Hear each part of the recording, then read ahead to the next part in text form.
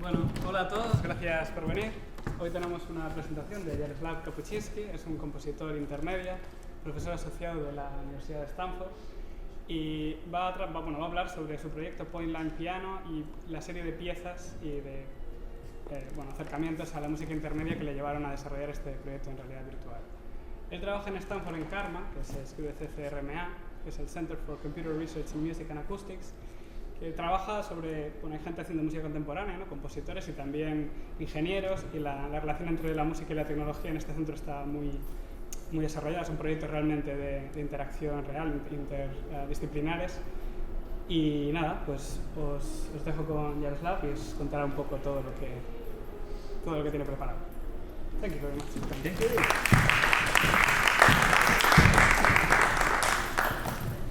Yes. Thank you everyone for coming, and I want to thank Pedro for organizing this meeting.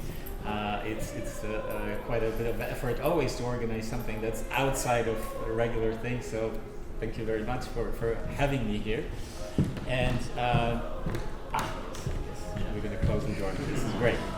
Very nice. Yes. So yeah, my name is Jarosław Kapuściński, and I have this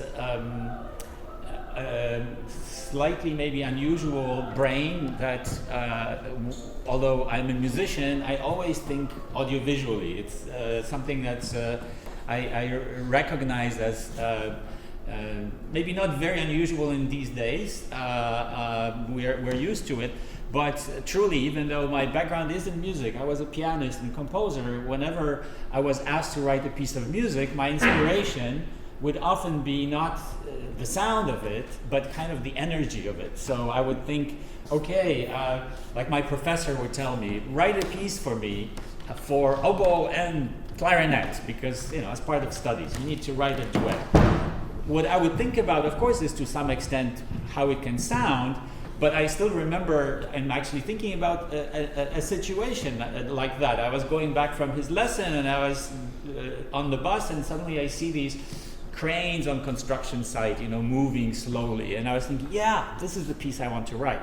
So somehow my brain, even though I am a composer and I work with music, doesn't necessarily start with sound itself, but somehow with energies and motion and so on, and then I express it through a mixture of those. So my work is definitely audiovisual. I have done for like 30 years or so. I haven't counted now, but sort of. Basically, audiovisual projects are my life. I have very few pieces that are music only, and then I usually ask people to close their eyes. So I'm a little bit obsessive about this. Anyways,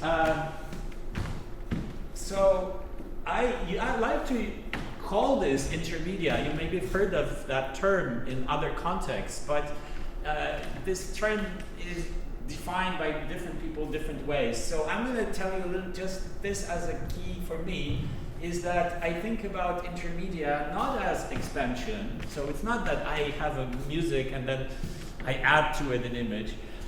I don't think about it as a reduction. I mean, it is definitely in some ways a reduction because we have more senses than two. It's not only hearing and visuals. So anything that's audiovisual is actually very limited. It's only two senses.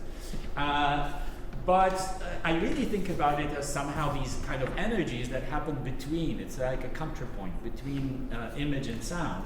And so I definitely think about intermedia as this very special way of composing where you really think about your sound and image at the same time. It's not that you finish your composition and then you add to it some visuals, or that you take a film and then you score it. I mean, these are valid ways of working, just not my way. I really am very, very happy when I can use the computers to sculpt audiovisually. And of course, now we have the opportunity to do this.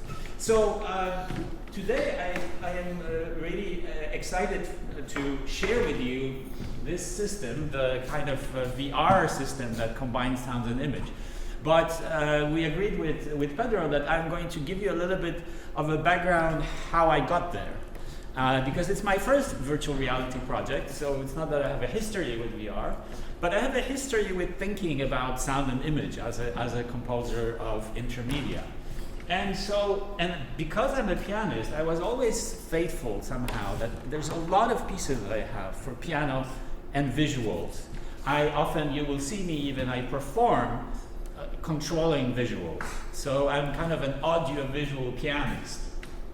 And one thing that it seems to be, I'm realizing this more and more, that my work is somewhere between, on one hand, abstraction, because music is abstract. I sometimes use abstract imagery, but I also somehow, that crane that I was talking about, there's something really physical, embodied, material that I really like to engage with, even if music normally is considered such an ephemeral, out-of-body, abstract experience. Is it really out of body? There's a lot of emotion involved with music, often. That's very embodied. You sing, you perform, there's actually so much body in music. But I want even more body. And so somehow in my work, you've seen I've worked with numbers, with poetry, with fruit, with faces of listeners, landscape, calligraphy. I'm going to show you short snippets of some of these works, which all together kind of lead to the VR project that I'm hoping for you to try. So I will go really fast through it, but just to kind of give you the trajectory. And so the first piece I want to show you is, you see, it's very old. It's actually, 30 years old. At that time, I didn't have technology to be able to control the image. So the way I did this piece is actually by having a click track. So I would listen to the click track that was laid on the video, and then I had to synchronize myself. Although in this video documentation, I have updated the piece. So in this case, I'm actually controlling this. I'm going to play for you like maybe a minute and a half.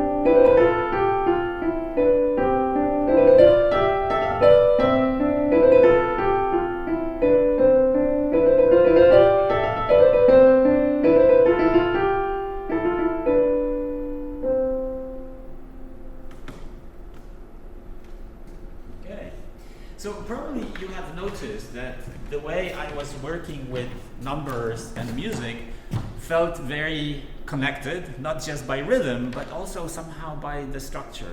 Some of it maybe you were thinking about five fingers. There are certain associations with that are maybe familiar just from music. and our way of thinking about music. But of course, it's all very abstract. It's just about numbers. However, the grammar of music and the fact that some of you have experience in music, I imagine. So when I was getting to the tonic, the logic of that feeling and getting to that one were somehow felt, I think, as kind of a unified grammar of visuals and music. And that's sometimes that I like to discover is can I create kind of functional structures that seem logical in both levels. I had this wonderful collaboration with the poet Camille Norton, who always dreamt that her typewriter would make music. And I actually came to her with the opposite thing. I thought that I wanted to type poetry, so we were perfect collaborators. And we came up with something like this. I won't play the whole piece.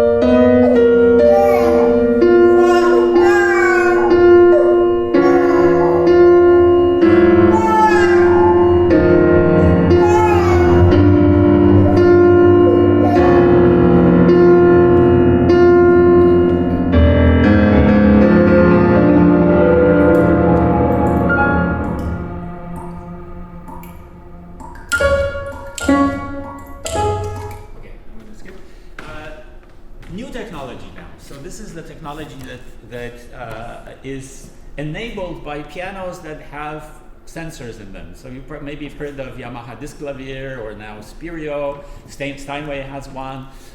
Kawai has one. A lot of piano companies have now pianos that are player pianos, but also have optical sensors in them. So basically, when you play the piano, the MIDI information from the piano can be sent to the computer, and then of course it's just a question of programming it.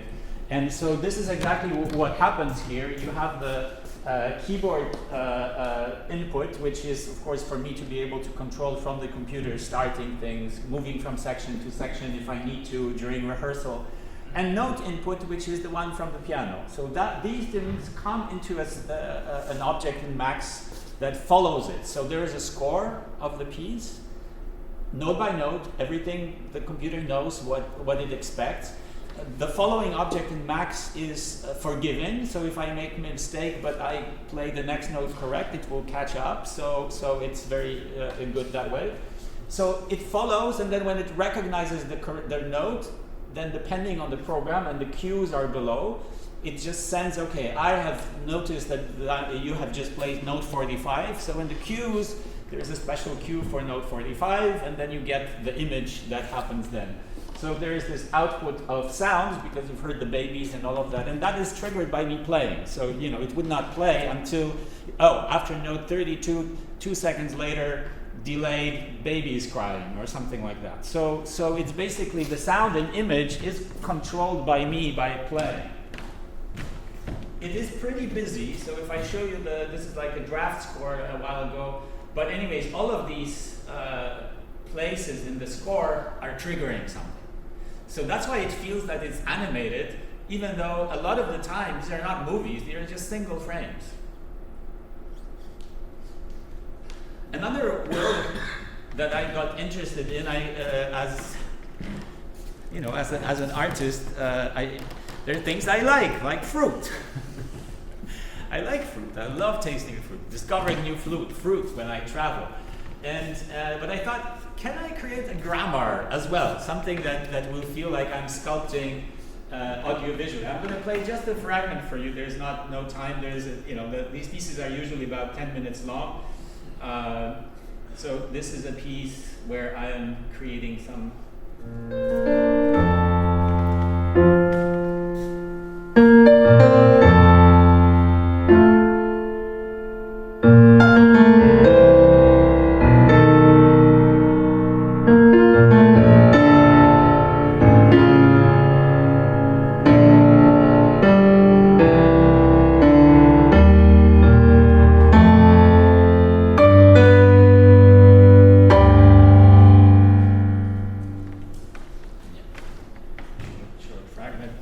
Different sections, different fruits, kiwis and others. But then after some time, this is more recent, 14 years ago, I never liked portraits. Somehow, when I was going to museums, I always felt very indifferent. It has changed, and it has changed actually through doing a project. I was, in 2010, that was actually a 100-year anniversary of birth of Frédéric Chopin. I am originally from Poland, and people who knew that I do this audiovisual piano, they thought, hey, we should commission him to do something more contemporary about Chopin to commemorate. So there was money. It's always good for composers when there's an anniversary. Anyways, and I thought, hey, I really love the music of Chopin. I have to admit to that. It would be really nice to see the faces of people listening to Chopin's music, record them, and then kind of represent them in some way. And I thought also that I love traveling, so I came up with this idea that made me travel. I thought I would love to see this on faces of people in countries where he has never lived. So I didn't go to Poland or Vienna or Paris or any of those places. I decided to see where is Chopin elsewhere. I did not go to places where he is not really an important, like for example in India, the classical music of India is the classical music of India. While in countries like, you probably know, Japan or China, historically there was a certain cultural transition that caused Western music of people like Chopin to be very much their music. And so I traveled on one of those round the world tickets, which I highly recommend for you. They're very inexpensive. They're incredibly inexpensive for what you get for. I went to all these different countries and I played for people preludes of Chopin in the presence of a cameraman or woman, depending on where we were, and we filmed them listening. And I had this wrong idea somehow that to be able to represent now this world, I will present it by country, almost as if saying that different cultures have different ways of listening. It turned out to be wrong. In all countries, if I come to Spain, just among you sitting here, there will be some people who, when they listen like this. There are people who listen like this. There are people who will tell you a story when they listen because they imagine some kind of narrative. Others will see colors. There's so many ways of listening. And in all cultures they exist. So there are actually more difference within cultures than similarities that you can compare cultures to, which was, I have proven it in, not in an official research capacity, but I've experienced this because I actually interviewed these people. I talked to them before and so on, and so that's how it happened. And I created this piece in which you see faces of people. This is kind of a general structure. I'm going to play for you a fragment to show you kind of how it functions. So it functions as in two versions, either as an installation in which you see this piano and 3 screens, and the piano plays on its own. So in the installation version, basically, you'll see it in a moment. This is a summary of various locations, how it gets installed. And different sizes.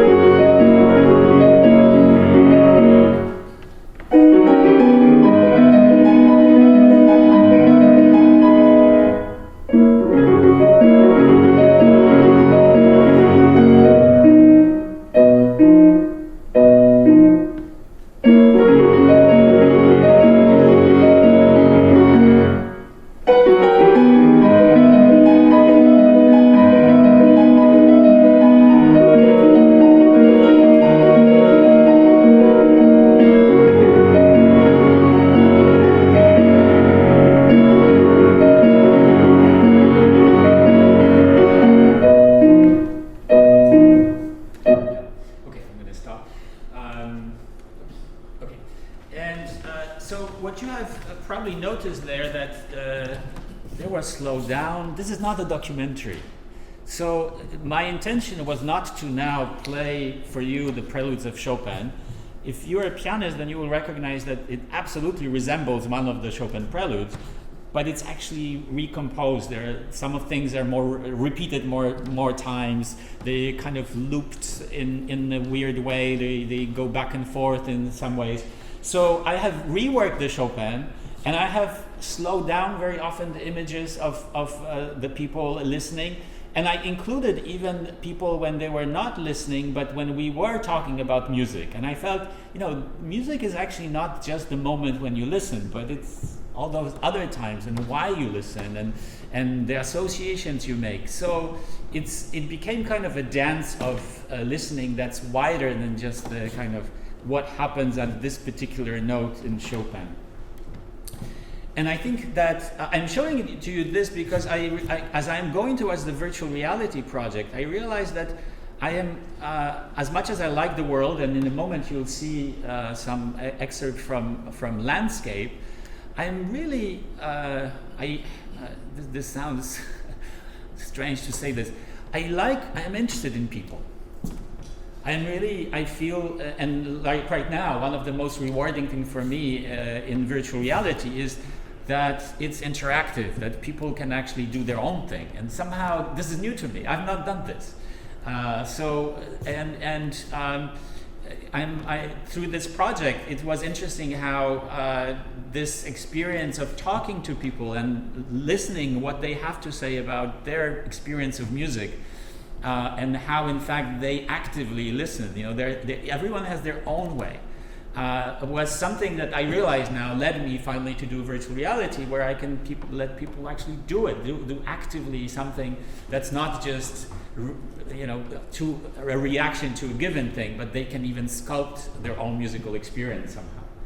But before I go there, I wanted to show you just a couple of more examples. This is a collaboration with Kacper Kowalski, who is mostly a photographer, but in this case, he did these videos and didn't know what to do with them, and I was around, and I ended up. He's a pilot, so he films. He likes to take pictures of the ground from above. In this case, he's using drones.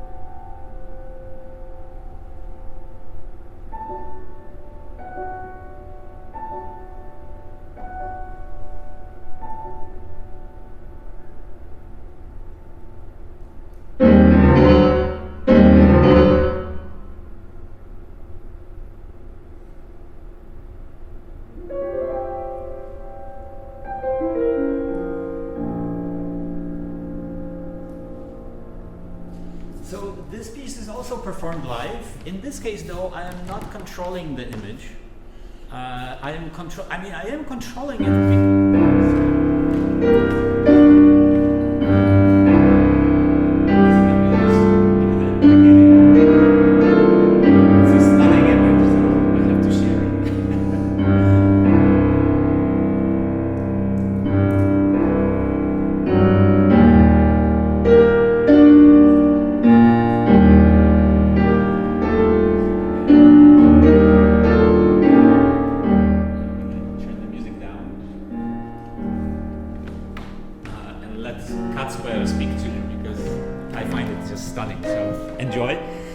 Interrupt you by saying, I say that I do not control the image.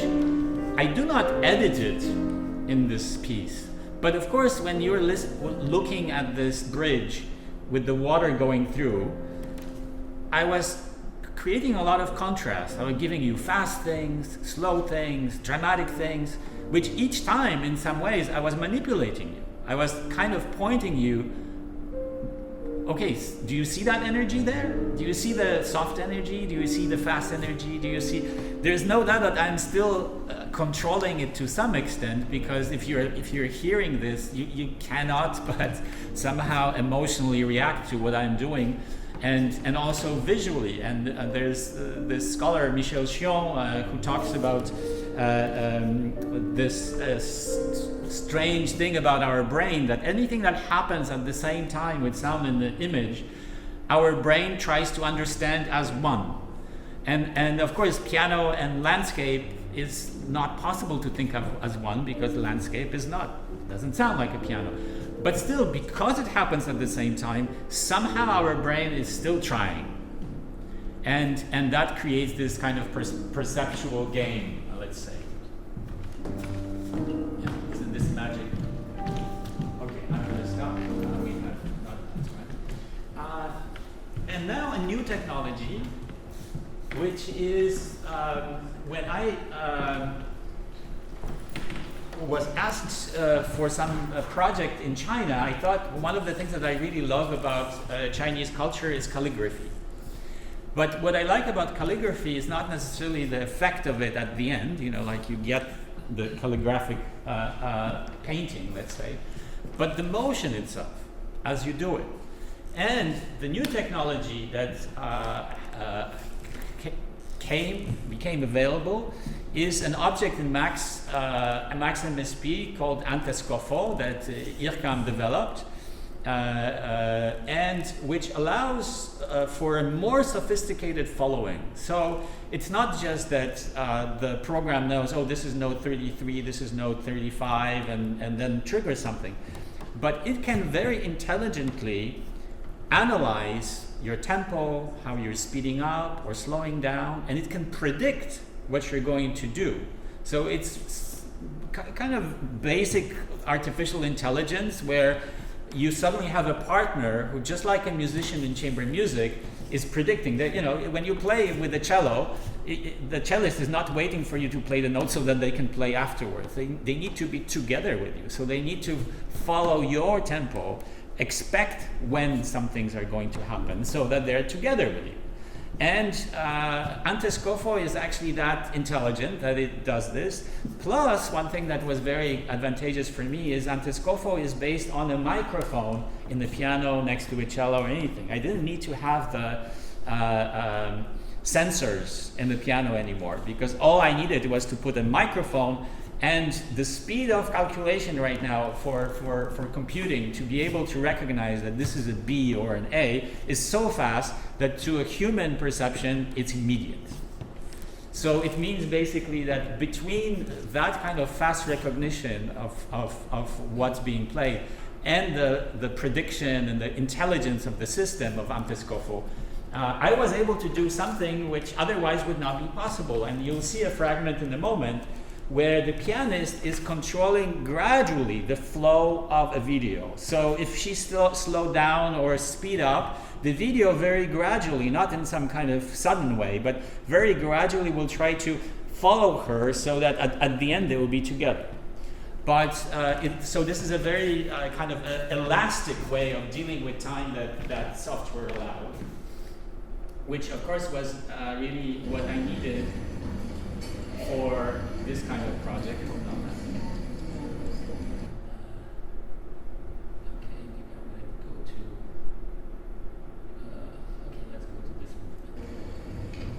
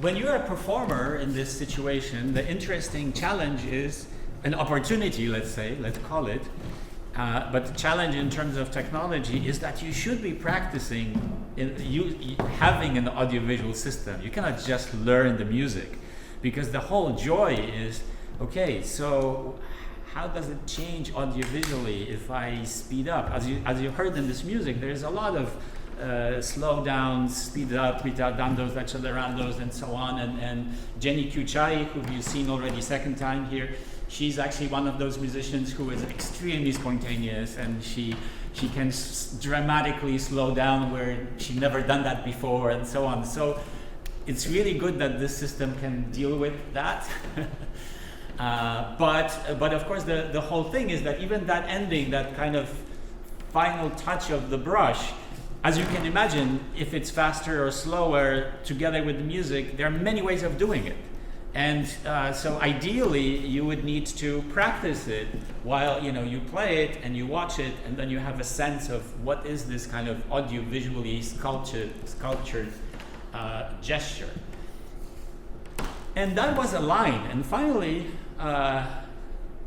we're at the VR project, which is all about lines. and which is all about people. It's all about strangely feeling very material while being abstract and virtual. This will become clear as I tell you more about the project. I'm hoping that maybe all of you even will be able to put these on and actually do it yourself, but let me explain now what is actually going on in this project. So I'm going to tell you a little bit about the elements of this project, the structures that I'm working with. You remember I was talking about the grammar of working with fruit and other things. The new one is interactivity, so I'll explain to you what is and how it is interactive. And then a new one also is that in this case you have headphones and virtual space, which means that you can put sounds around you. And so it's not just about musical structures, but it's also spatializing them. So these are some of the elements of this project. And so starting with drawing, whenever you put this on, you will just draw in front of yourself, behind yourself, or wherever. You just draw lines. Now these lines will break as you draw. So there are 18 different environments, and some of them they may not break, but mostly they will break. And at the moment of breaking, there will be a sound that appears. I'm a pianist. This is a piano piece. These are piano sounds, and piano sounds also are very good for spatializing because they're like bells, so you can perceive them more physically than some other sounds. And sometimes I will allow you to choose the starting pitch depending whether you're up or down. Doesn't mean that upper pitches are actually higher ones.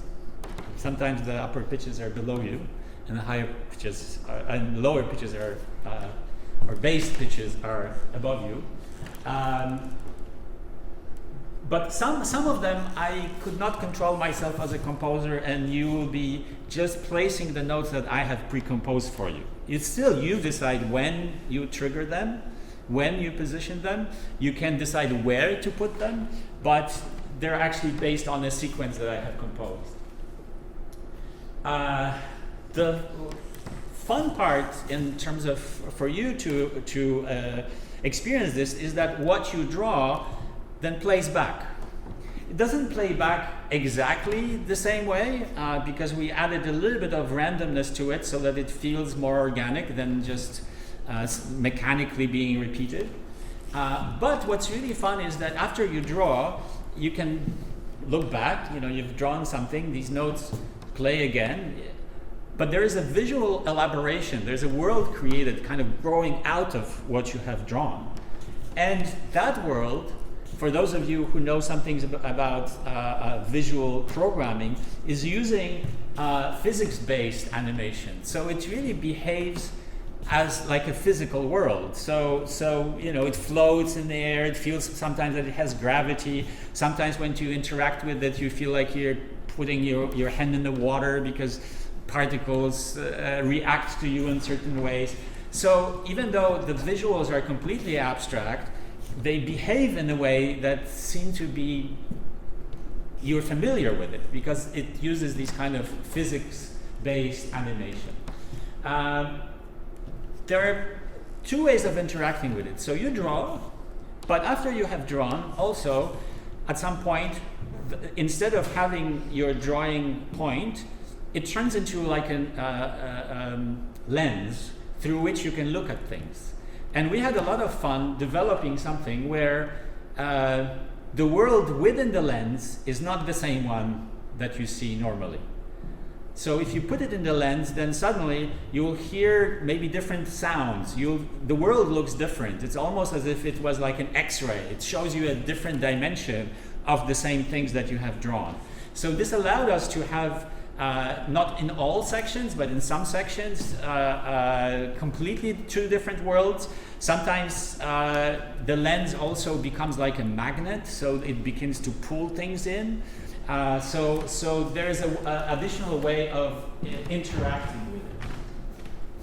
And different environments have also different number of notes, which is somewhat helpful when you'll be doing this, because you will see next to the drawing bit, it will tell you, let's say 12, which means that as you draw, it will be counting down. As soon as you, let's say, draw a line and there are 2 points, it will go down from 12 to 10. And you will know that in my, let's say, call it pen, I only have 12 notes. So it gives you a certain sense of the duration of the whole thing.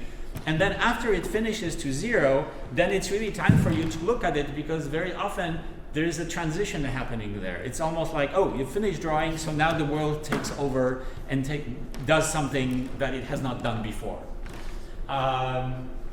So, as I mentioned to you that there were two different worlds, one in the lens and one outside, it means that also those two spaces could be different. So the sounds that you hear repeating, once you put them in the lens, they maybe have a different acoustic, so different spatial effect, different reverberation. So there are multiple sound and space and visual worlds happening at the same time. I'm finishing now. We'll be really ready to switch. I may demonstrate something for you. But one thing that I want you to maybe realize, what's kind of fun about this project, at least to me, is that you find yourself doing all of those things at the same time, which is, of course, you're not creating completely from scratch. We are giving you some visual and audio material. So you're creating from Legos that we have provided for you. But still, you can do your own Legos using those. Because of the association as musicians that we have with scores, to some extent what you're seeing, particularly when it's based on how high things are, it's a form of notation of what you have done. You are doing it, so you're actually performing it. And then ultimately you at the same time, of course, are watching and listening to it. So all these 4 different modes of being, let's say, in music, are simultaneously there. And what's really fun is that, in fact, it's completely abstract, but at the same time it feels very embodied, because even your own body, because you're creating with your own movement, and it's in that physical, even a virtual space, and I'm happy that no digital skills are required to interact with it. Maybe I'll show for you a fragment, rather than maybe I'm going to put on my headphones and I'm going to show you something. So let's skip this. Just for those of you, I don't know how many of you are interested in this slide, but those of you who are probably immediately read this because they're curious. What was the technology being used? I'm not going to go further into this, but these are the different elements of different programming, let's say, that was used in this. Okay, and maybe, this is, through future plans, we want to do maybe performance and multi-user version, but I can skip that. Okay, I'm going to put on the headset now to show you, and so hold on. A view window,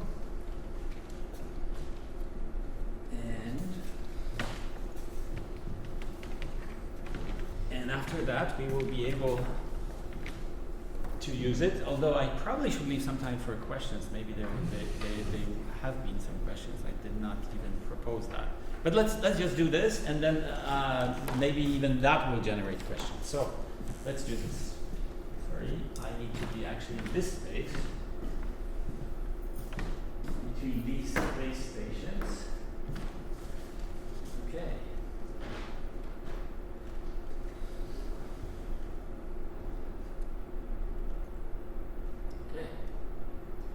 So, one thing that I have done here, and you need to know, is that on top here, maybe I should show you, you'll see it on the screen.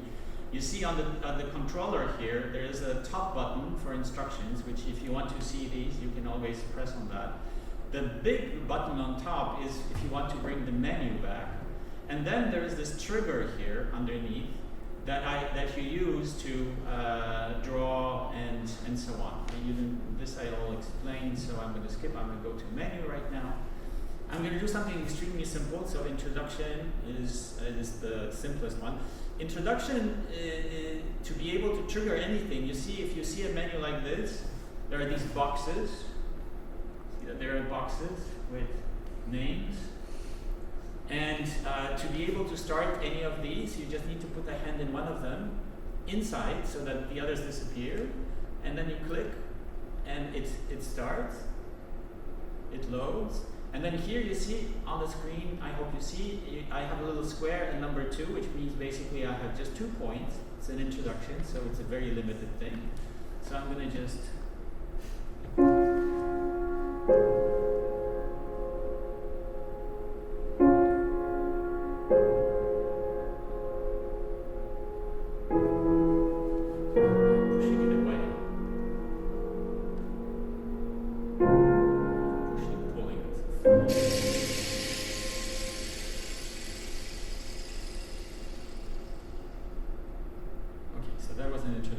I'm going to maybe just do one more and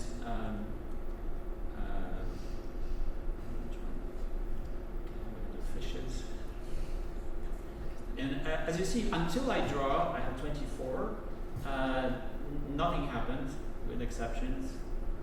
There are a couple of these that actually start with something, but most of them don't. So don't be surprised that nothing happens until you do something. And in this case, I'm going to draw something.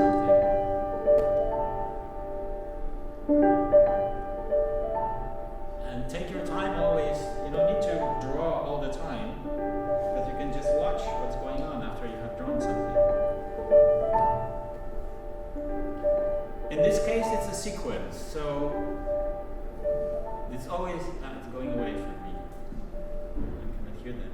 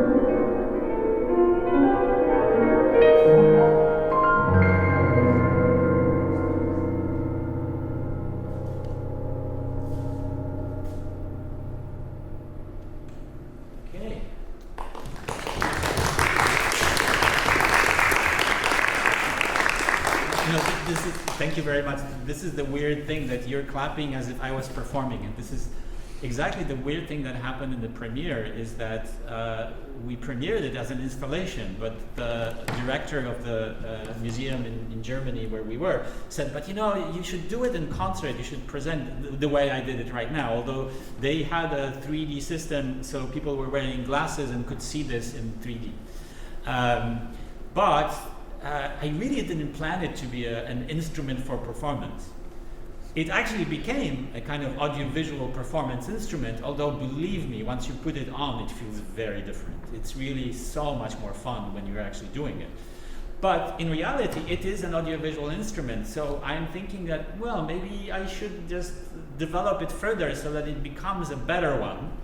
But it is an interesting possibility to think about the VR system as actually a performing tool, and so that's something to think about.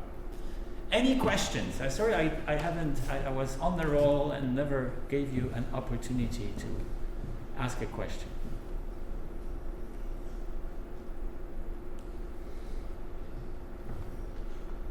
Doesn't have to be, but I'm going to be patient. You know, when they teach you how to teach, they tell you never hurry after asking about if there are questions, because people need to have a moment. Doesn't mean that they will. Yeah. Well, you said the material was already prepared.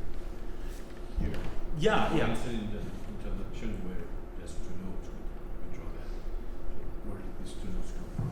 Yeah. So all of these notes are samples. Are piano notes that I have recorded basically, in fact, mostly at home on my own piano with a microphone.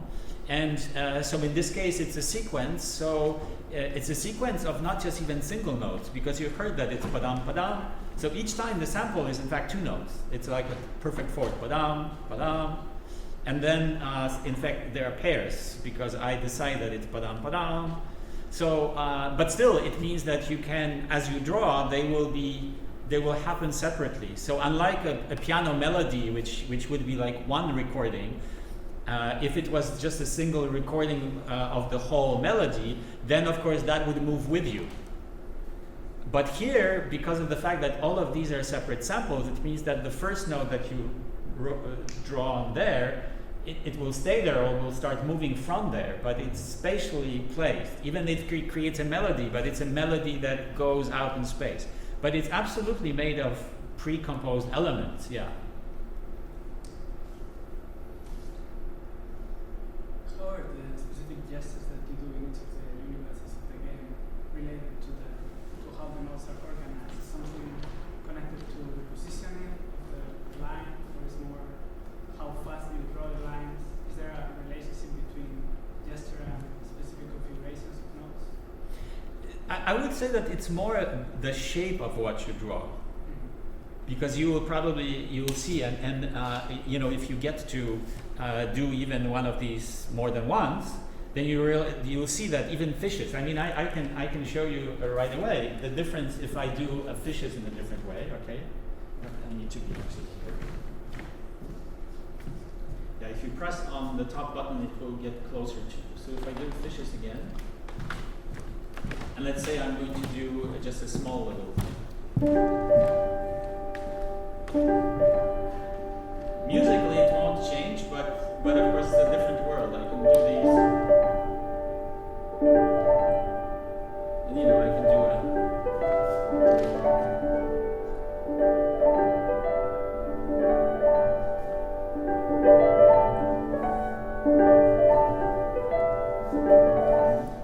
So it's mostly that kind of interaction that happens.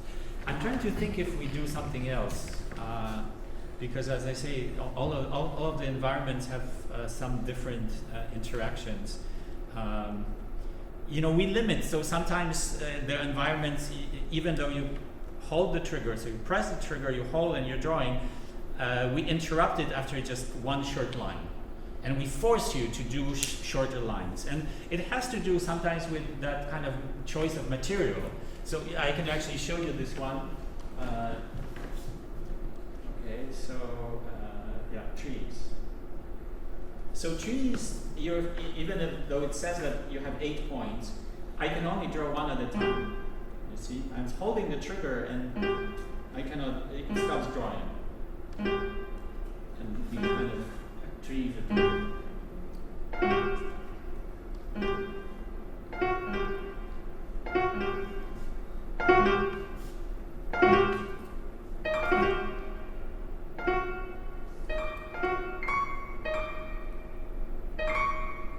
So there's no doubt that there is some kind of compositional work going on there.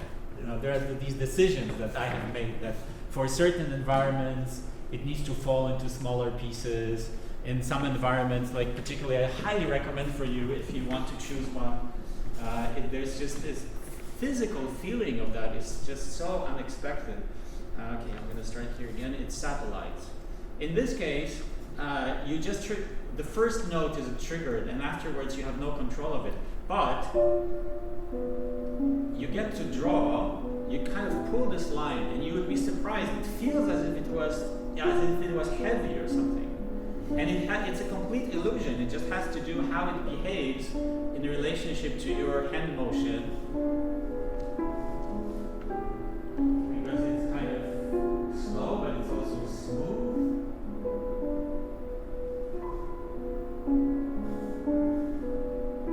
And then you can catch the tail of it as it goes. It's kind of fun to create a counterpoint with your own drawing. And then I was out of the notes. And now you see this is the second section in which you see these kind of satellites going around that are mirrors of what you have drawn, and you can change it by pulling on some of these. So the mirror and what you're doing, these mirrors change what you're doing.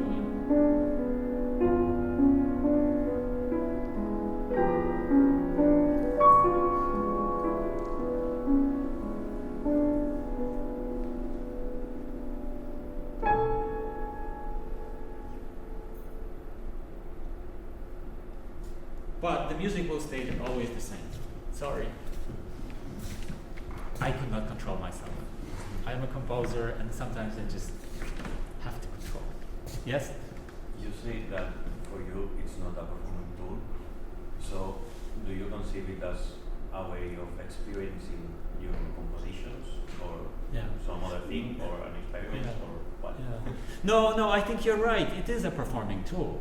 I mean, I am definitely performing to some extent, actually, my compositions too, because as I say, in this case, it's always going to be the same music.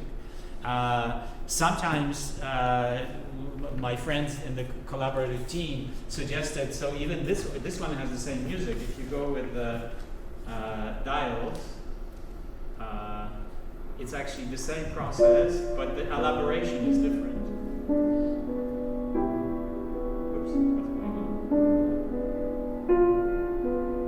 See, there are these little satellites here going on, and they appear, everything gets fragmented.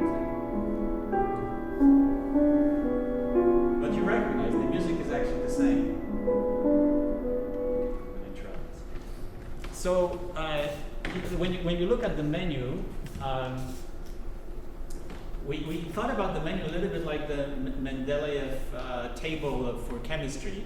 And so the different environments in the verticals have often something similar. Some elements are consistent between them. And so there is, I don't know, again, there is some kind of compositional thought there. That's why I'm claiming, even though I'm giving you a lot of freedoms, I have actually composed a lot here. There are certain structures and certain ways of interacting with it, which hopefully feel logical, but also because they were composed that way. You know, it's not an accidental, like, for example, a very important decision for me as a musician was, so let's say that we're only talking about single notes. So not this environment, but just single notes. What kind of scale? Do I want to have a chromatic scale and play like this? No, I wasn't interested in that because I felt that it has no personality. Will I actually want to play with that? Then, you know, it's like sitting at the piano and just going through chromatic scales. It was too limited. Emotionally, it was not satisfying for me, which meant that I choose various kinds of scales. There's one Indonesian one. I grew up actually part of my childhood in Indonesia. So if you want to listen to an Indonesian one, it's vertical. Some of you who know gamelan.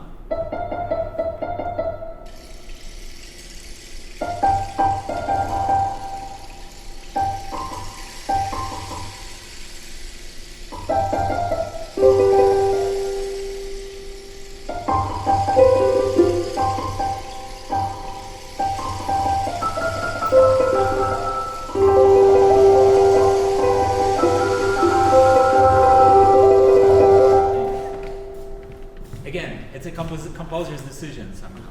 It definitely gives color to the whole experience.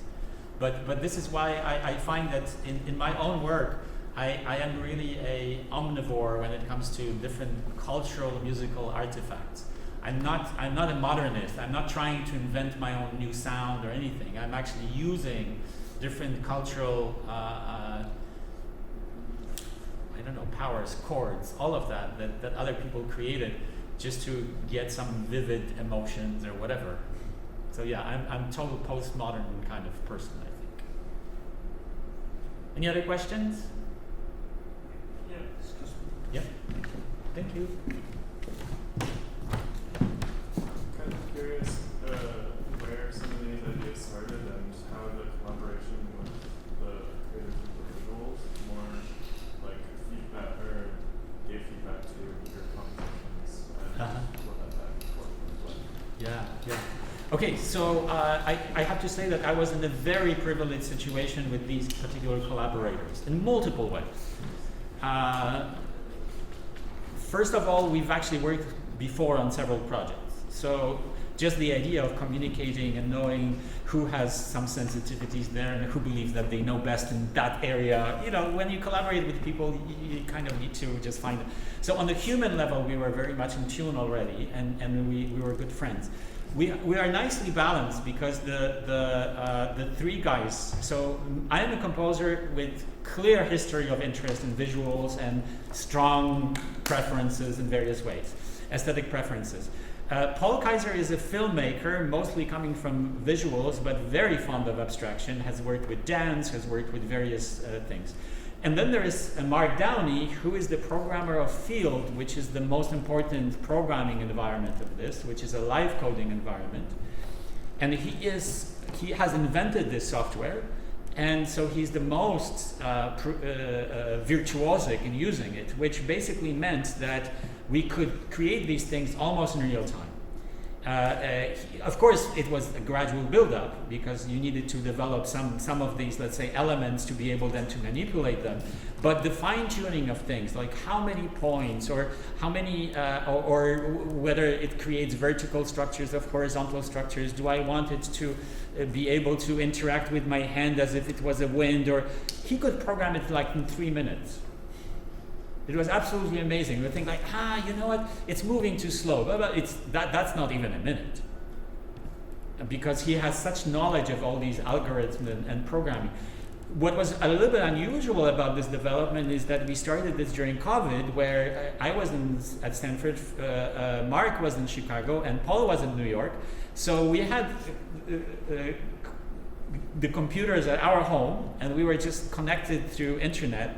And we were Zooming to talk, but then we were experiencing the same thing, just each of us in a different city. So there was this kind of interesting ability to actually sculpt things. When it comes to comments, I said about this balance of different collaborators is that I feel very comfortable if they tell me they comment on my music.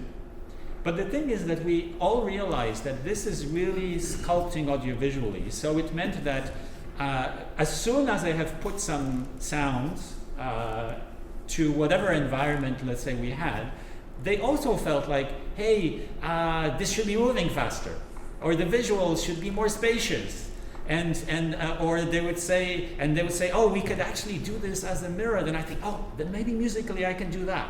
So it was constant back and forth.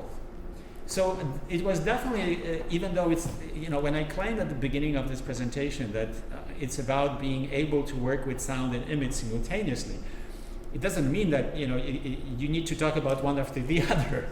You cannot say immediately both at the same time, but you can constantly weave it. And we were definitely weaving it that way. So it was really, really cool. And of course, we would end the session and then I'll go home and I think, I would look at this environment and I say, come up with some idea. I think, hey, if I change this music, then I'll show it to them. And I will say, yeah, that's good. But maybe, can you do this twice? Or can you? So there was this constant back and forth. I was definitely, of course, telling them, hey, visually, how about if you did this? Because this sounds, for me, I feel like it feels that way. Or I would tell them, I mentioned to you that some of them actually start with something. So this one, crosslinks.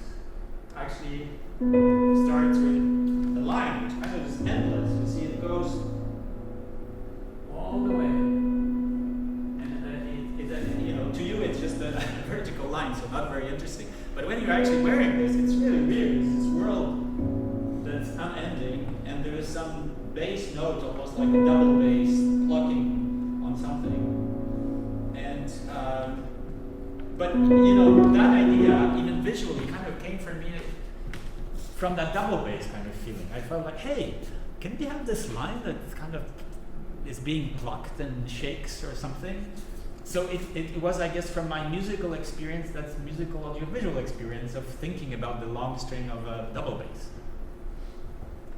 So you know, that's kind of why I'm guess you're not the one asking questions. Sorry. Anyways, so yeah, it felt very much like the orthodox version of what I preach, which is sculpting audiovisually, just collaboratively. Okay, are we ready to switch to user mode? And then how do we progress through that? So I think we have a piece of paper there with different time zones. If you want just to write your name and have a specific one, or if not, we can just start by people just trying it out. Whatever you think is better. Yeah. Well, it really depends on how busy people are and how do you feel. You know, this is an interesting question to me. I was just showing this a couple of days ago in Warsaw, and people were actually staying and watching other people do it, which is cool. I just made you actually do that since I was doing this, so it may be fun. And then you can wait here. But on the other hand, if you want to have a guaranteed spot, and you need to do something, and then of course this is really useful. So maybe we should put a list here, and if anyone wants to sign up, who's first? Please.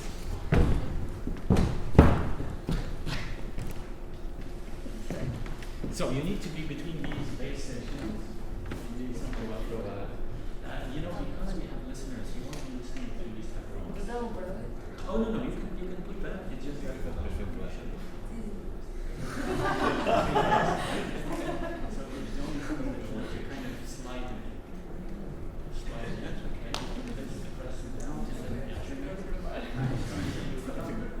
HTC 534. Yeah. The headphones now they will be silent. You'll be only hearing this because of the noise. And you have the trigger. Yeah. Okay. And then it's in front of you, so all you have to do is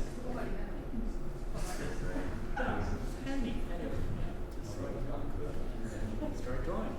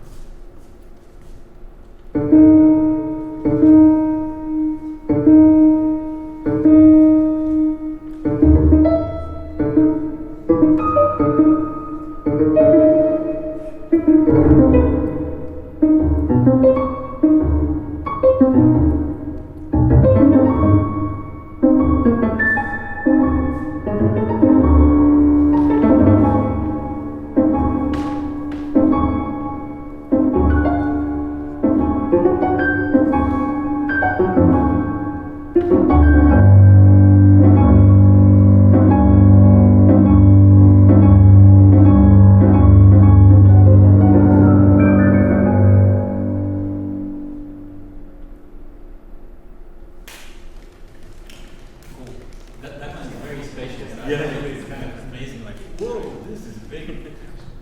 Okay, thanks. Who's next?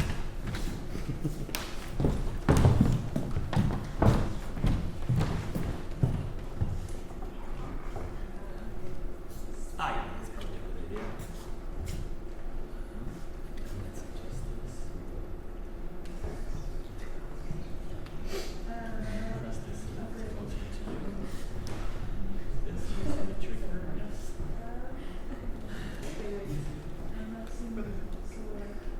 Okay, let's see if we can adjust this.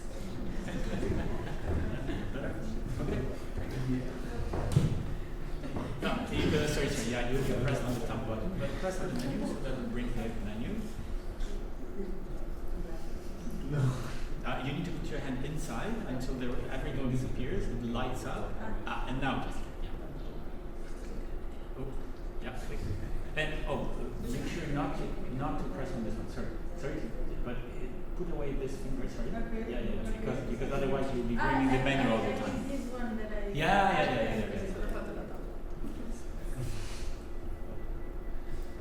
Okay, this is the one where you.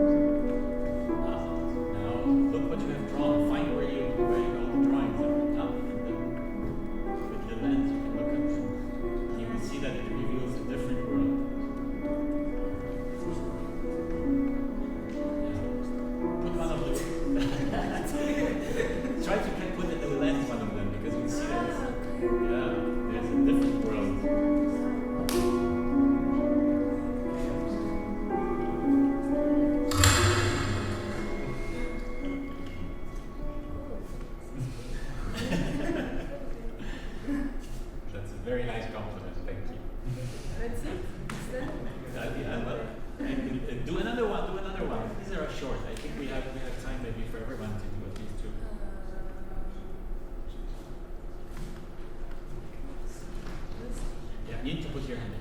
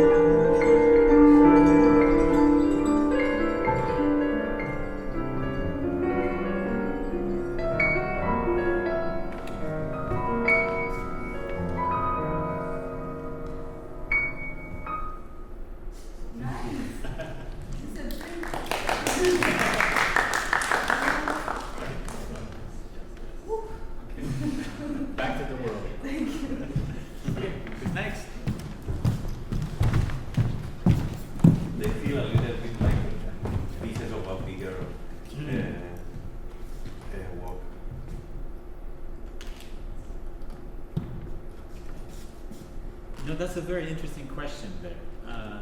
Someone asked me, okay, you can press on the top button so that it brings the menu, not this one, the big one here, press on it, okay, that will bring the menus closer to you, very good.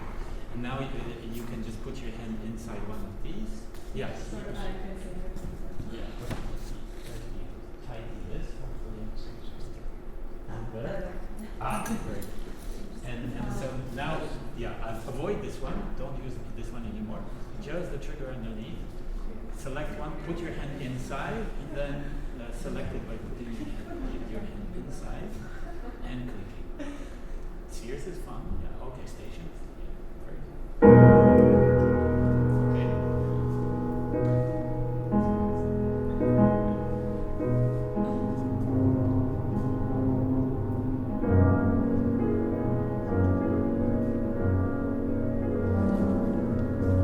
That question of how light is and how continuous or discontinuous is a very interesting question. As a composer, I'm not saying that I have a solution to this, but there are two ways of thinking about it. On one hand, these are all like preludes, they're short, and they all have different requirements. But because of the fact that some of them have similarities, then there is a thing like your structure. But there's definitely variety and even contrast and interaction because, as I say, sometimes you can draw lines, sometimes you have sequence, and sometimes you can choose. It's not consistent because it feels very discontinuous in some way. But then visually, it's always the same colors. There's this feeling of abstraction that's, I think, in some ways aesthetically uniform. Yeah.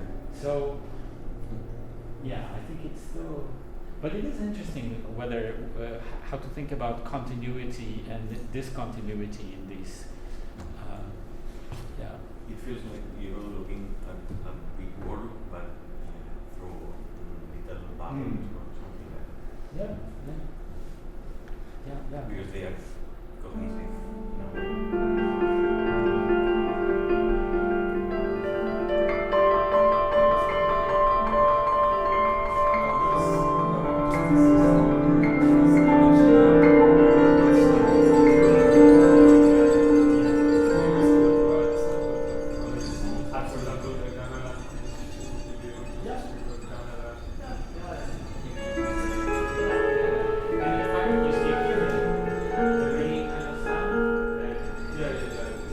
That's actually inside the piano.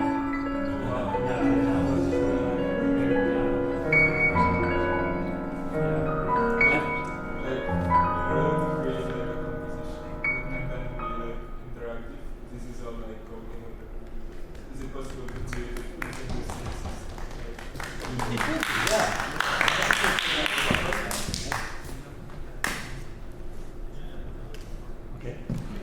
Are you done? Yeah, okay.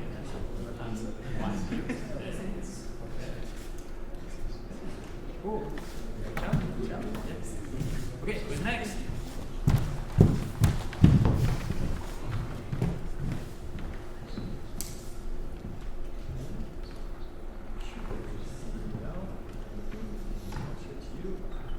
You know the trigger underneath? Yeah. Now, do you see sharp enough? Yeah. Okay, very good. Then you know what to do. Oh, thank you. You should have tried.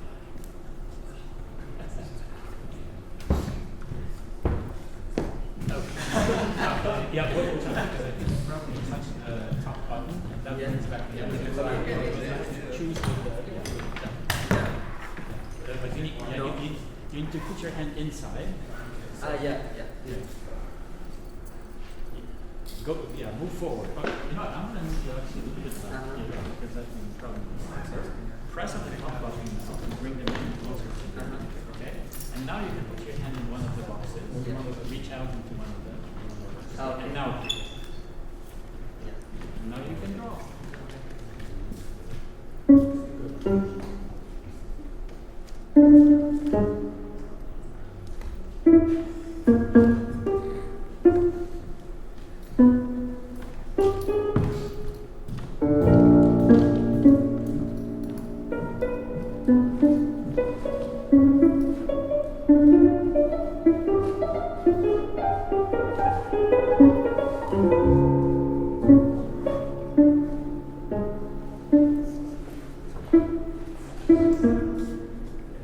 You know what? An interesting comment I want to make.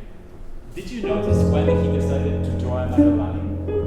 There was that kind of acceleration, and they tell me that he's a musician because he was actually hearing the acceleration and then it was clear that the result of that this motion resulted from the energy that was coming from mostly audio.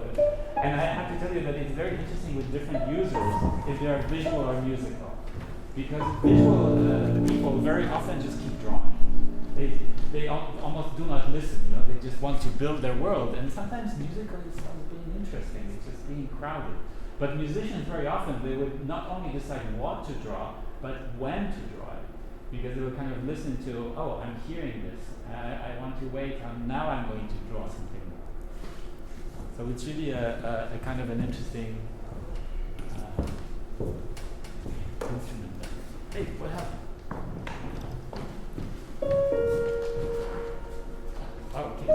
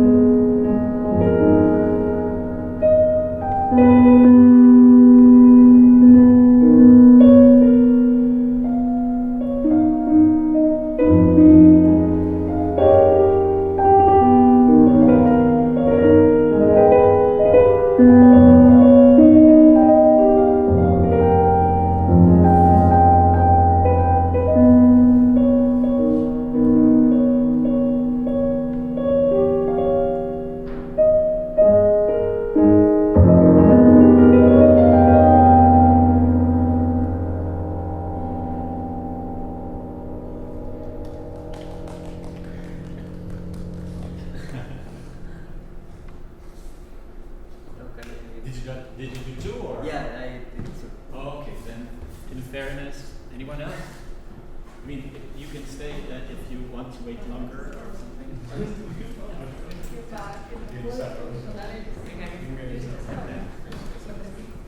Okay, who's next?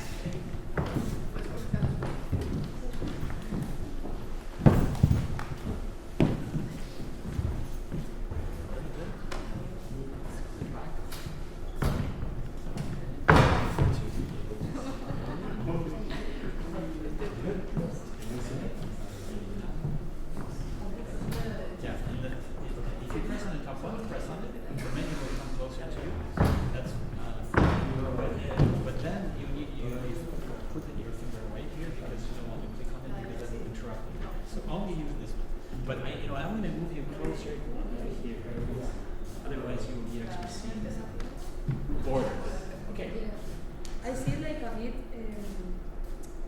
borroso. Maybe if people sweat, then maybe I'm going to just clean that. You know, take it off the radio. I'm going to use my glasses. Yeah, it's like, yeah, I will see it here.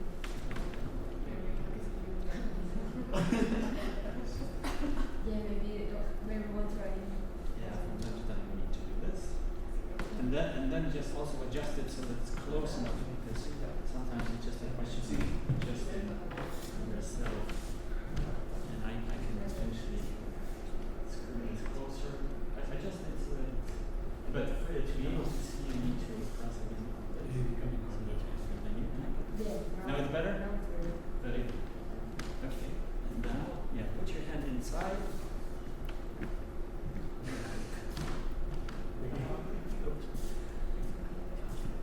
Oh, I'm glad you chose that one. This is fun. I love this one. It's just the pleasure of drawing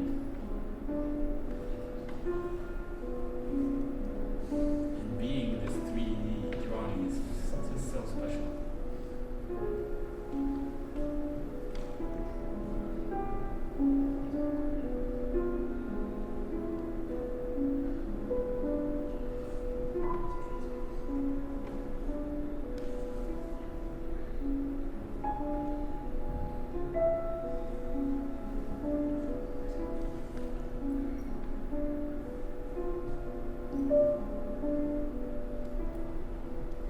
Time to look around a bit.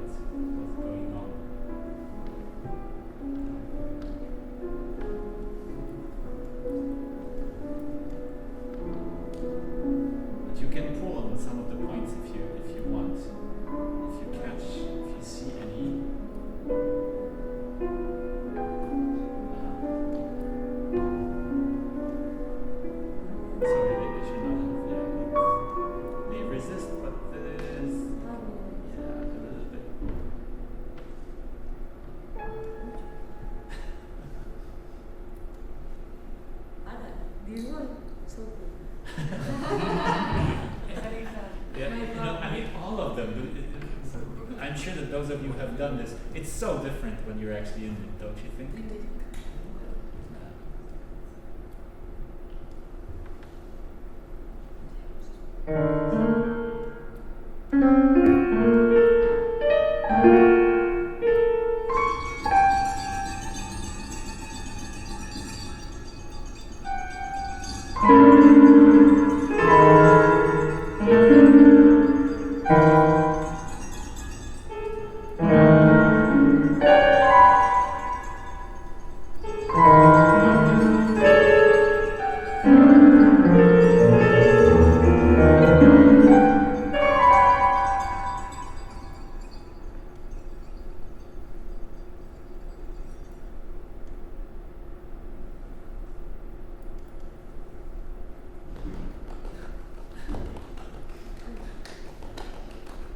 You only have one, actually. Yeah? You have a second.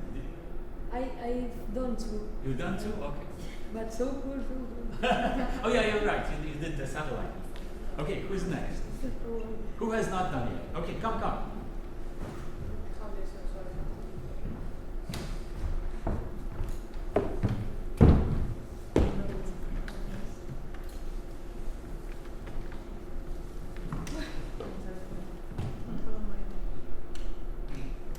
No, eso no.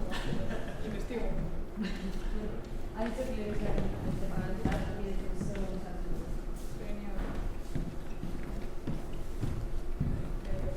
Can you see well? And then you know, be careful about this one because if you press on this one, the menu actually press on it and then you'll see what happens. The menu will reposition itself. But if you do something else and you press it, it will interrupt it. So avoid it.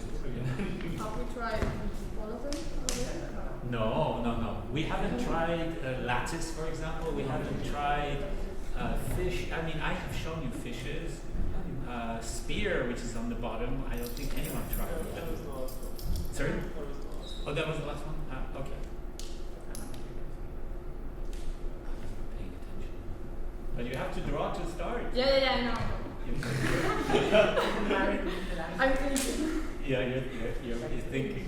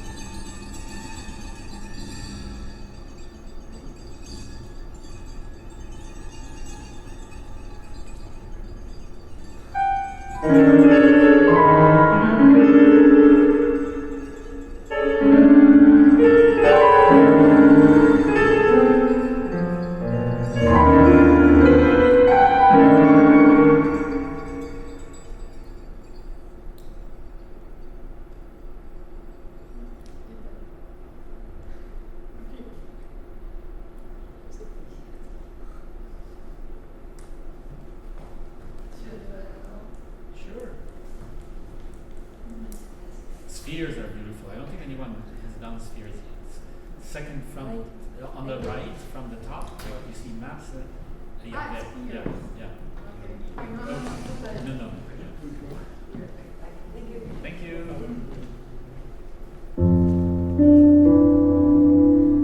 And look around what you have created because it actually builds. Look up and down. You see it kind of. And then if you put the lens in, it will become staccato. From legato to staccato. Yeah. But only where the dots are, where the original dots are.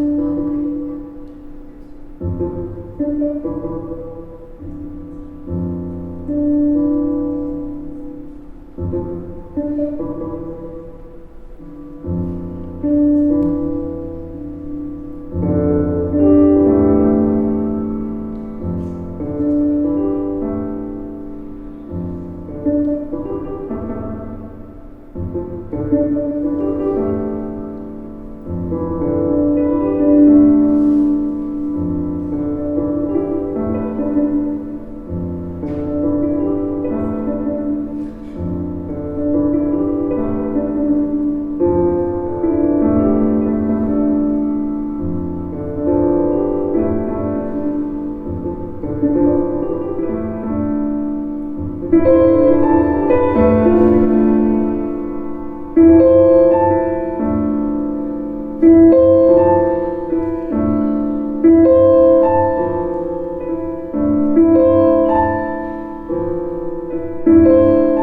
can walk around it also, yeah. Not enough time.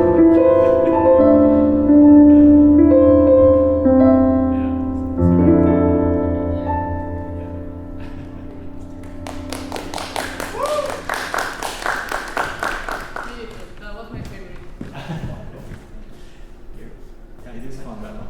How it opens the space. It's really But it's like architecture. It's scary to move around. Yeah. Okay, next. Thank you. Do I have to take my glasses off? No, I think that they will fit in. See if you can slide it.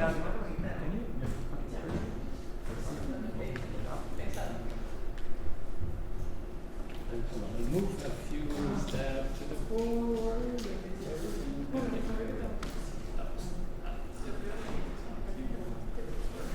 make sure that this is. See, press on the top button so that the menu comes in front of you. Yeah. Okay. And do you see sharp? Is it okay? So adjust it. Yeah. Very good.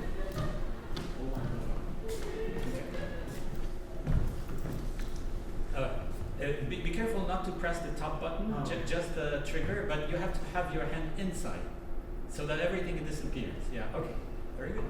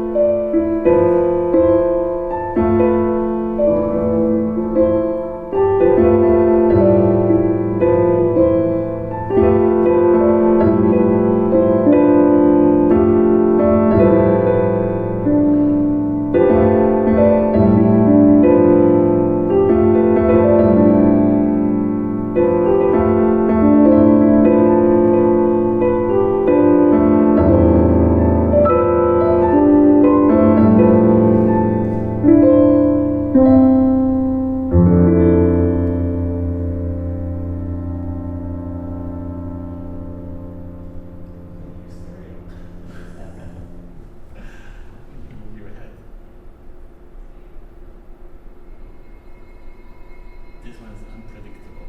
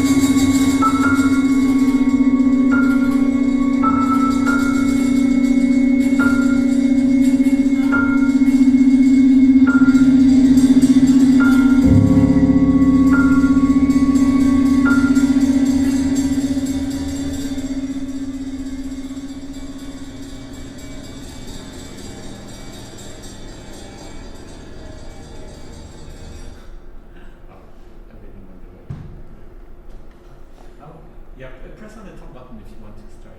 Did you do two already? Yeah, I did the two. You did already two? Yeah. Okay. Who's next? Who hasn't done yet?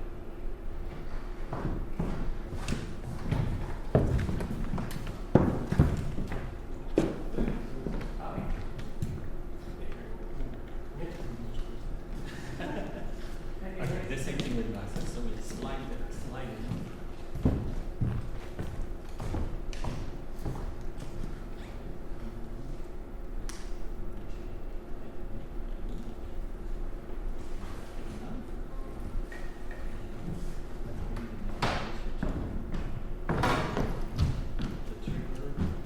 This will only start the menu and stop it. So basically you need to use this finger. And yeah, you start by putting your hand inside. Tight? Okay.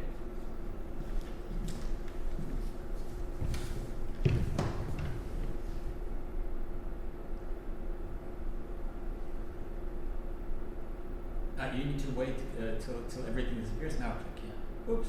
You know what? You're pressing with the top. Ah, okay. Yeah. Point.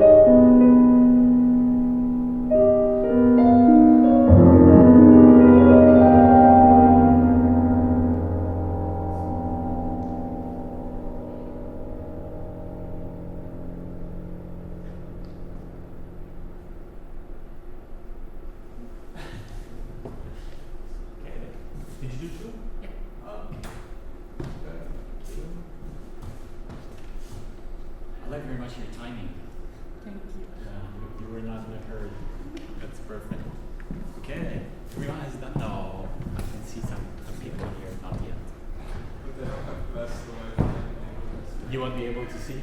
No, I mean, I don't have any class or anything, so I can be the last one. Yeah.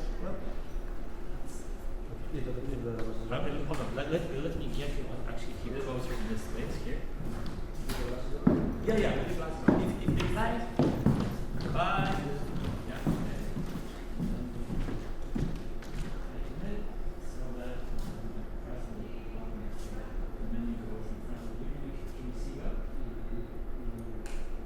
I just sometimes it takes a little bit, adjustment so that you can see. Yeah, well, I can see Okay. So try if you can adjust yourself somehow the position, on your head. If you want tighter or. well, It's okay. yes, and the button is. Yes, this is the one. If you press on the top button, bring back the menu. So don't touch it unless you want the menu back. What was the gamelan one? Vertical, yes, that's the one.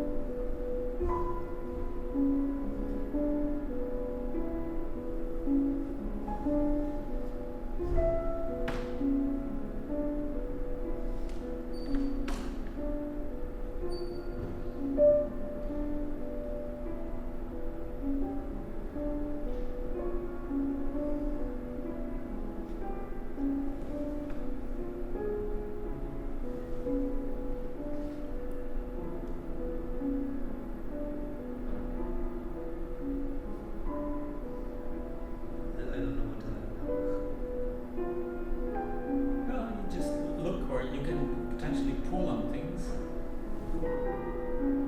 See, they get attached to your hands. Your hand.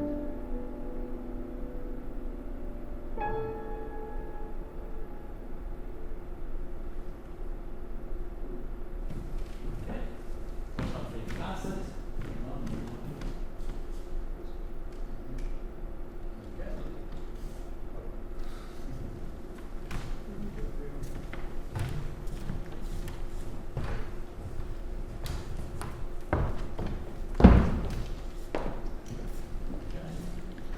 Hold on, let's get here in this space better.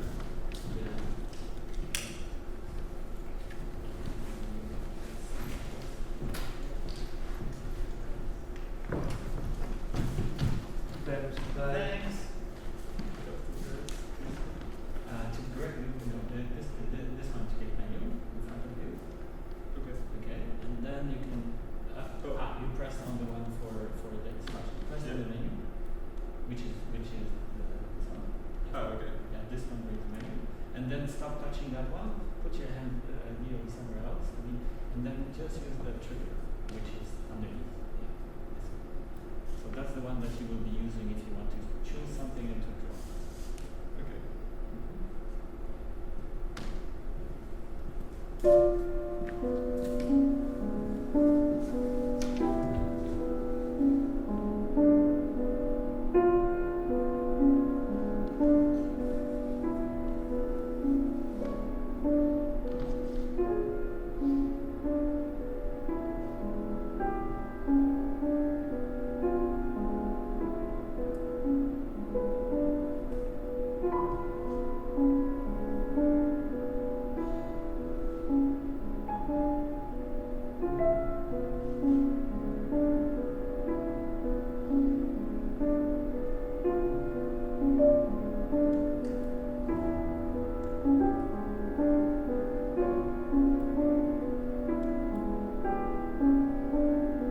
Yeah, you can just be patient because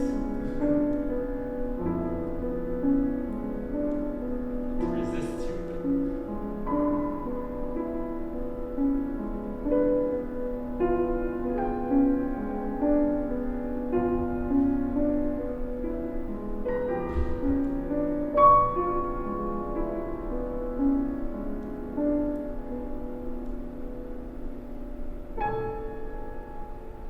Wow, that's cool.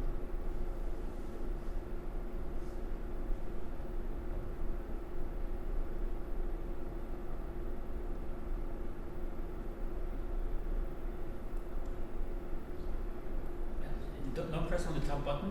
Just Okay. yeah. Put your hand inside there Yeah. until and then click. Nice.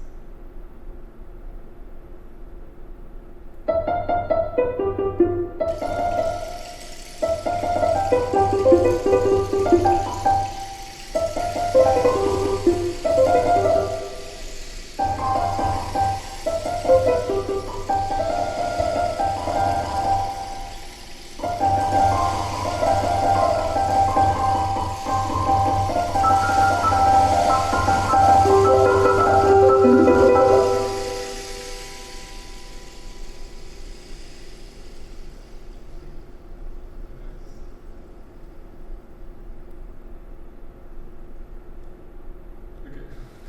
Cool. Yeah, this is really cool. It's very different when you're. Yeah. Yeah. Definitely feels very different. Yes. There you go. So yeah, you can slide it. Your glasses are not very light, so you should be able to. Adjust it so you can see. Maybe step a couple of steps forward. Yeah, great. And you remember the top button will bring the menu back in front of you, and then that one, the middle one, yeah. And then you remember the hand inside and.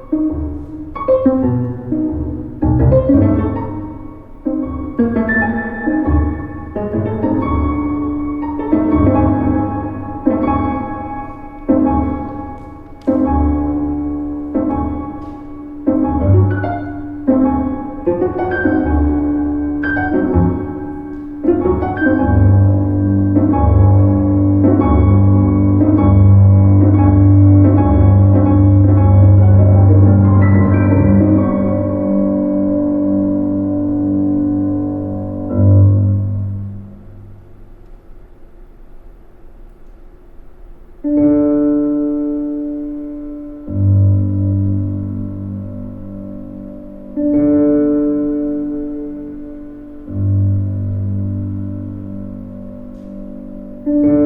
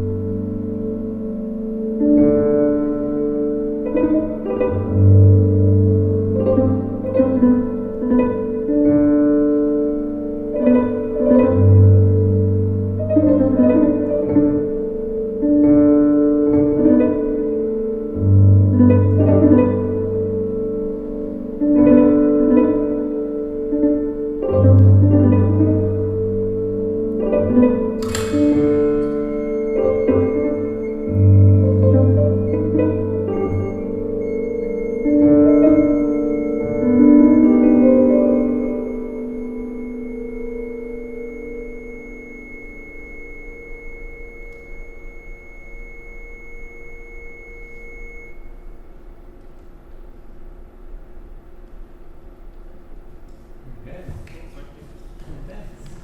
So now, no, we don't have a lot of people. So now you haven't tried it, so you should try it out. But we still have some time. So if anyone wants to stay and then the time, then we can. You can try again.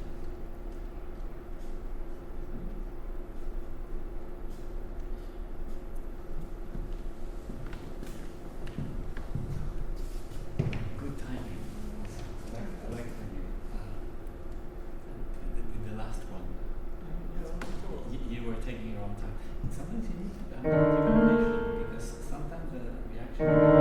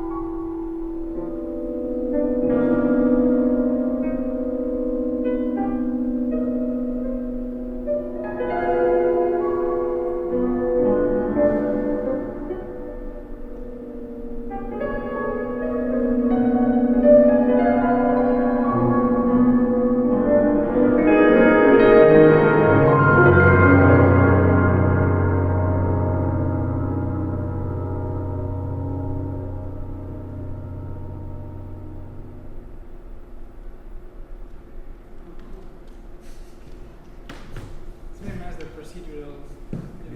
But I was so surprised because actually with the fishes, you've created this world that I've never seen before. I mean, of course, it's made of elements that I'm familiar with, but being able to create all this three-dimensional, just filled with these particles, I've never seen that before. Yeah. So it's somehow okay. I guess anyone, you are here because you want to use it again or what? No. You're done? No. Okay. Good. So then we can wrap things up. Yeah.